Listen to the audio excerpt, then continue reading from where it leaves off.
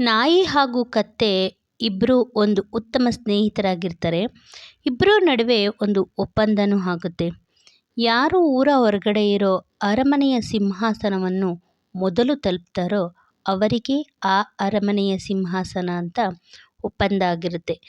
ಇದರಿಂದ ನಾಯಿ ಹಾಗೂ ಕತ್ತೆ ಇಬ್ಬರೂ ಓಡೋದಕ್ಕೆ ಶುರು ಮಾಡ್ತಾರೆ.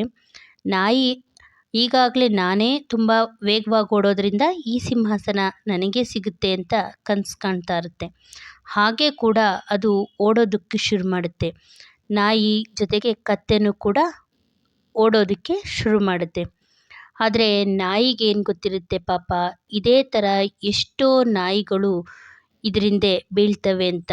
ಊರ ಹೊರಗಡೆ ಇರೋ ಅರಮನೆ ತಲುಪಬೇಕು ಅಂದರೆ ಸುಮಾರು ಬೀದಿಗಳನ್ನ ದಾಟಿ ಹೋಗಬೇಕಾಗಿರುತ್ತೆ ನಾಯಿ. ಇದೇ ರೀತಿ ಬೀದಿಗಳನ್ನ ದಾಟ್ತಾ ಹೋದಂಗೂ ಸುಮಾರು ನಾಯಿಗಳು ಈ ನಾಯಿ ಮೇಲೆ ಎರಗ್ತವೆ ಹಾಗೂ ಯುದ್ಧ ಶುರು ಮಾಡ್ತವೆ. ಒಂದಕ್ಕೊಂದಕ್ಕೆ ಜಗಳ ಹಾಕ್ತವೆ. ಈ ಜಗಳದಿಂದ ನಾಯಿ ಕೂಡ ತುಂಬಾ ಗಾಯಗಳು, ನೋವುಗಳನ್ನ ಅನುಭವಿಸ್ತವೆ. ಆದರೂ ಕೂಡ ಧೃತಿಗೆಡದೆ ಎಲ್ಲ ನಾಯಿಗಳನ್ನೂ ಫೇಸ್ ಮಾಡಿ ಬರೋ ಅಷ್ಟರಲ್ಲಿ ನಾನು ಇನ್ನೇನು ರಾಜ ಆಗ್ಬಿಡ್ತೀನಿ ಅಂತ ಬಂದು ನೋಡೋ ಅಷ್ಟರಲ್ಲಿ ಅರಮನೆಯ ಸಿಂಹಾಸನದ ಮೇಲೆ ಕತ್ತೆ ರಾಜನಾಗಿ ಕೂತಿರುತ್ತೆ.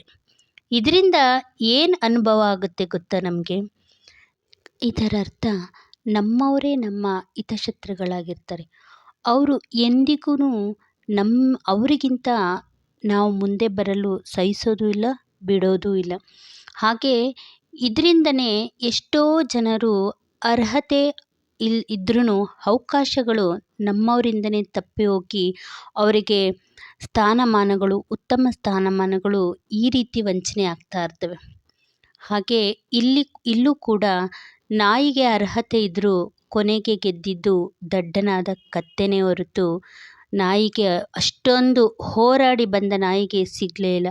ಹಾಗೆ ಎಷ್ಟೋ ಜನರು ತುಂಬ ಶ್ರಮಪಟ್ಟು ಓದಿರ್ತಾರೆ ಹಾಗೂ ಶ್ರಮಪಟ್ಟು ಕೆಲಸ ಮಾಡ್ತಾ ಇರ್ತಾರೆ. ಅವರಿಗೆ ಉತ್ತಮ ಅವಕಾಶಗಳು ಈ ರೀತಿ ವಂಚನೆ ಆಗ್ತಾ ಇರ್ತವೆ ಫ್ರೆಂಡ್ಸ್.